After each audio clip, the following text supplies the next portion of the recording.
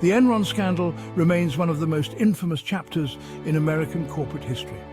It is a story that continues to resonate, serving as a stark reminder of the potential for corporate malfeasance. It is a tale of ambition, greed, and deception on an unprecedented scale. The executives at Enron were driven by a relentless pursuit of profit, often at the expense of ethical considerations and legal boundaries. Enron, once a Wall Street darling, crumbled into bankruptcy practically overnight. The company's rapid decline was as shocking as its meteoric rise, leaving investors and employees in disbelief. The company's spectacular collapse sent shockwaves through the financial world, exposing a web of fraudulent accounting practices and corporate malfeasance. Investigative journalists played a crucial role in uncovering the depth of Enron's deceit. The scandal had a profound and lasting impact on corporate governance, accounting regulations, and the public's trust in big business. It led to widespread calls for greater transparency and accountability in the corporate world. The Enron story serves as a cautionary tale about the dangers of unchecked ambition and the devastating consequences of corporate greed. The fall from grace of its top executives was a dramatic illustration of how quickly fortunes can change. It is a reminder that even the most successful companies can be built on a foundation of lies, and that transparency and ethical behavior are essential for long-term success. The hidden discrepancies in Enron's financial reports were a testament to the lengths the company went to deceive stakeholders. The collapse of Enron serves as a stark warning about the importance of corporate responsibility and the need for strong regulatory oversight. The domino effect of Enron's downfall highlighted the interconnectedness of the financial system. This essay will delve into the details of the Enron scandal, examining the company's meteoric rise, the fraudulent practices that led to its downfall, and the key players involved. We will look at how the charismatic leadership of Enron's executives masked the underlying corruption. We will explore the devastating consequences of the scandal, including the financial ruin of countless investors and employees, the legal repercussions for Enron's executives, and the sweeping regulatory changes that followed.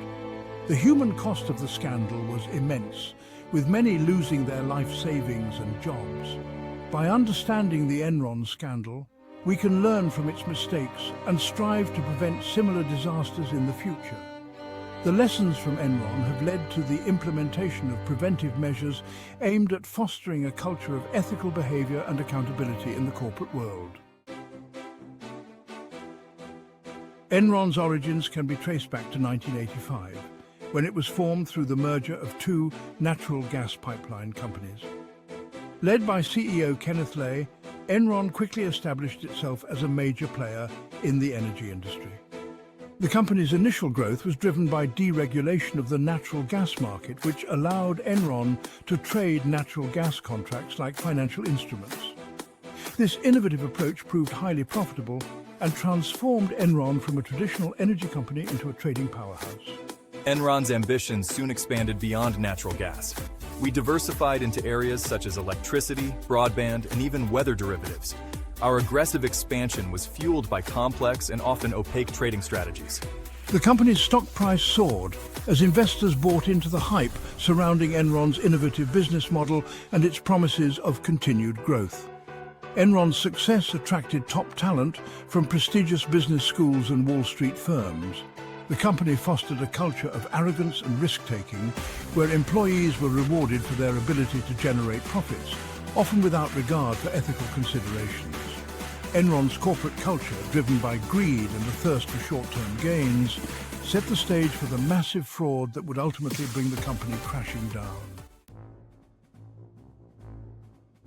At the heart of the Enron scandal were three key figures: Kenneth Lay, Jeffrey Skilling, and Andrew Fastow.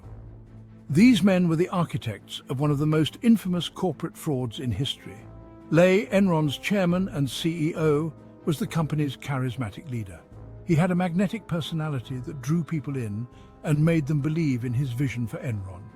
He cultivated relationships with politicians and regulators, promoting Enron's image as a model of innovation and success. LA's connections in high places helped Enron gain favorable regulatory treatment and political support. Lay set the tone at the top, fostering a culture where profits were paramount and ethical boundaries were blurred. He encouraged aggressive business practices and turned a blind eye to questionable activities as long as they boosted the bottom line. I joined Enron from McKinsey & Company, bringing with me a sharp intellect and a ruthless ambition. My goal was to transform Enron into the world's leading energy company. I introduced mark-to-market accounting, a controversial practice that allowed Enron to book future profits on long-term contracts as current income. This method gave the illusion of consistent profitability and growth. While legal in some contexts, Enron abused this method to inflate its earnings and mislead investors. The company reported profits that were never actually realized, creating a false sense of financial health. Andrew Fastow, Enron's CFO, played a crucial role in concealing the company's true financial condition. He was the mastermind behind the complex financial schemes that kept Enron's problems hidden. I created a complex web of off-balance sheet entities, known as special purpose entities, to hide billions of dollars in debt and losses from investors and regulators. These entities were designed to keep Enron's financial statements looking strong. These SPEs, often controlled by me, allowed Enron to present a deceptively rosy picture of its financial health. Investors and analysts were kept in the dark about the true state of the company's finances. Together, Lay, Skilling, and Fastow created a culture of deception and greed that permeated every level of Enron. Their actions set the stage for the company's eventual collapse. They fostered an environment where employees were encouraged to prioritize profits over ethics, leading to widespread unethical behavior and fraudulent activities. Ultimately, this toxic culture and the relentless pursuit of profits at any cost led to Enron's demise. The company's downfall was a stark reminder of the dangers of unchecked corporate greed and the importance of ethical leadership. Section 4. Cooking the Books. The illusion of profitability. Enron's fraudulent accounting practices were central to its downfall.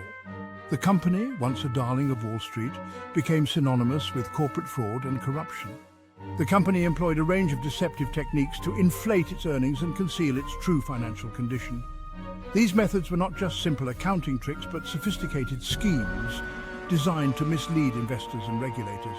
One of the most egregious practices was the use of mark-to-market accounting. This accounting method, while legal, was manipulated by Enron to create a false sense of profitability. This method allowed Enron to book projected future profits from long-term contracts as current income, even if the actual profits were uncertain or unlikely to materialize. This created an illusion of immediate profitability, misleading investors and analysts. To further obscure its financial picture, Enron created a complex web of special purpose entities, or SPEs. These entities were used to hide debt and inflate earnings, making the company appear more financially stable than it actually was. These off-balance sheet entities were designed to keep debt and losses off Enron's books, creating the illusion of a healthy balance sheet. This misled investors and analysts into believing that Enron was a financially sound company. However, these SPEs were often funded with Enron's own stock, creating a house of cards that would collapse if Enron's stock price declined. This precarious structure was a ticking time bomb waiting to explode. Enron's auditors, Arthur Andersen, turned a blind eye to these questionable accounting practices. Their failure to act as a watchdog allowed Enron's deceptive practices to continue unchecked. Arthur Andersen, one of the Big Five accounting firms at the time, was responsible for auditing Enron's financial statements and ensuring their accuracy. Their role was crucial in maintaining investor confidence. However, Andersen was more concerned with maintaining its lucrative consulting relationship with Enron than with fulfilling its fiduciary duty to investors. This conflict of interest compromised their objectivity and integrity. The firm's failure to raise red flags about Enron's accounting irregularities contributed to the magnitude of the scandal. This negligence not only damaged their reputation, but also had far-reaching consequences for the entire accounting profession. Section 5. A Whistle in the Wind. Sharon Watkins's Warning. In the summer of 2001, Sharon Watkins, a vice president at Enron, sent an anonymous memo to Kenneth Lay, warning him about potential accounting irregularities. Watkins, who had been analyzing Enron's finances, expressed concerns about the company's use of SPEs and the possibility that its financial statements were misleading. She famously wrote, "I am incredibly nervous that we will implode in a wave of accounting scandals." Despite Watkins' warnings, Enron's management dismissed her concerns. Lay initially promised an independent investigation, but later undermined it by using Enron's own law firm to conduct the review. The investigation ultimately failed to uncover the full extent of Enron's fraud, and Watkins' warnings were largely ignored. Watkins's story highlights the challenges faced by whistleblowers, even when they have clear evidence of wrongdoing.